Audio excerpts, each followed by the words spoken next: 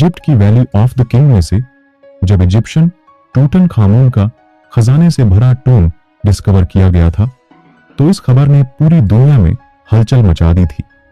26 feet पहाड़ के अंदर छुपा हुआ यह टूम 3000 सालों में पहली बार खोला गया था, जिसके अंदर बेशुमार घर जाने और इजिप्शियन किंग की मम्मी भी थी।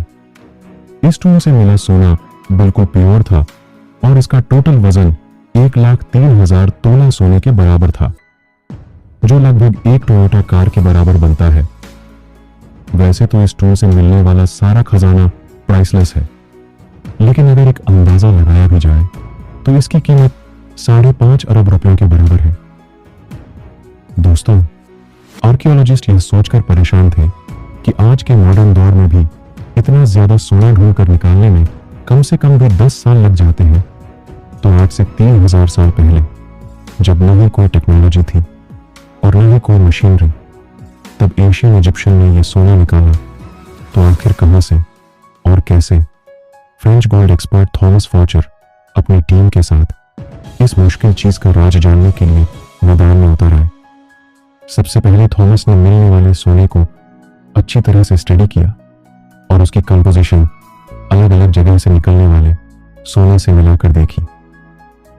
कई सालों बाद थॉमस और उसकी टीम को यह तो पता चल चुका था कि टूटनखामुन की टूम से मिलने वाला सोना भी केव्स वैली के आसपास के पहाड़ों से ही निकाला गया था। अब चैलेंज था वह पहाड़ ढूंढने का जहां से एशियन माइनर इतना ज्यादा सोना निकालते थे, लेकिन यह टास्क कोई हल्का फुल्का टास्क नहीं था। केव्स वैली के आसपास हजारों पहाड़ हैं और यह जानना कि सोना कौन से पहाड़ से निकाला जाता था, यह सच में बहुत ज्यादा मुश्किल काम था।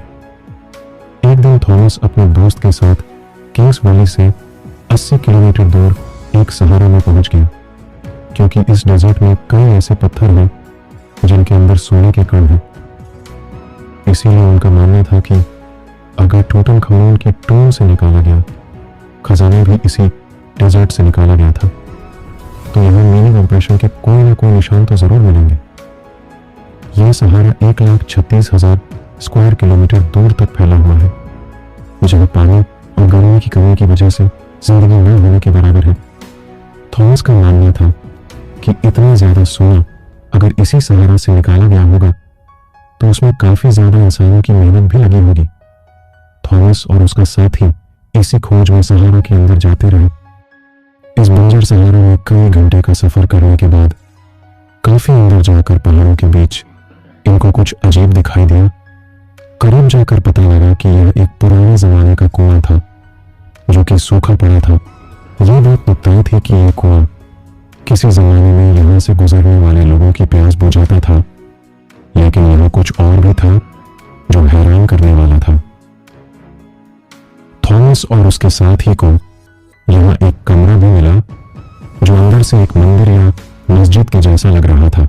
इस कमरे की छत पर काफी मेहनत से कार्विंग करके पेंटिंग बनाई गई थी। जब इस हार्ड वर्क को नजदीक से देखा गया तो इसमें कुछ ऐसा राज छुपा था जिस पर यकीन करना मुश्किल था।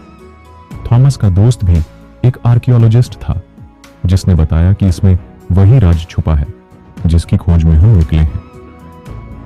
सहारा में बना यह कुआं और यह कैमरा सहारा में सबसे पहला रेस्टरूम है जहां पर एशियाई गोल्ड माइनर आराम करने के लिए रुकते होंगे। एशियाई गोल्ड माइनर ने एक मैप के द्वारा यह रेस्टरूम बनाए हुए थे। इनका फासला 70 किलोमीटर से 80 किलोमीटर के बीच का था।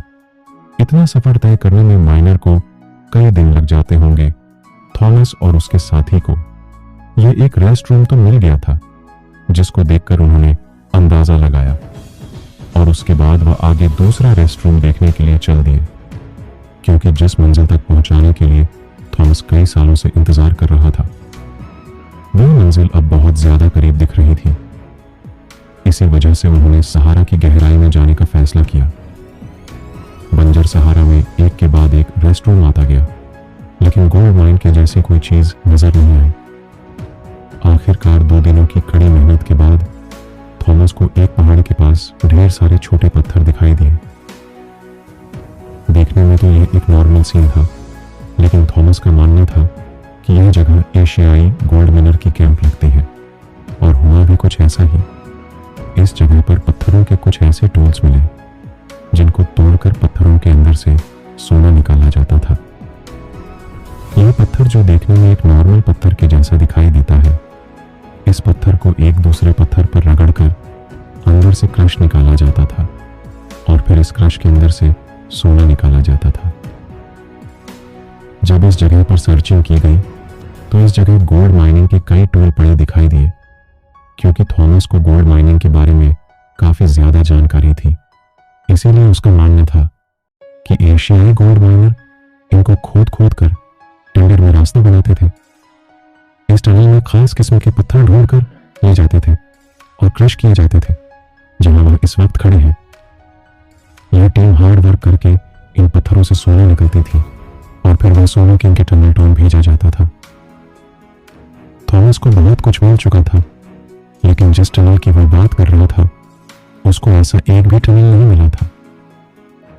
शायद हजारों साल पहले खोदे गए टनल कमजोर थे, जिसकी वजह से वह अर्थक्वेक से टूट गए। एक्सपर्ट का मानना है कि गोल्ड माइनिंग का यह तरीका बहुत ही हार्ड है। अगर उस वक्त 100 लोग एक हफ्ते तक गोल्ड माइनिंग का काम करते होंगे तो उसमें से वह सिर्फ एक स्पून गोल्ड का इकट्ठा कर सकते होंगे। मतलब यह कहना गलत नहीं होगा कि एशियाई इजिप्शियन किंग की टूम से मिलने वाले खजाने में एक साथ कई हजार लोग काम करते होंगे, लेकिन फिर भी उनको यह काम करने में कई साल लगे होंगे।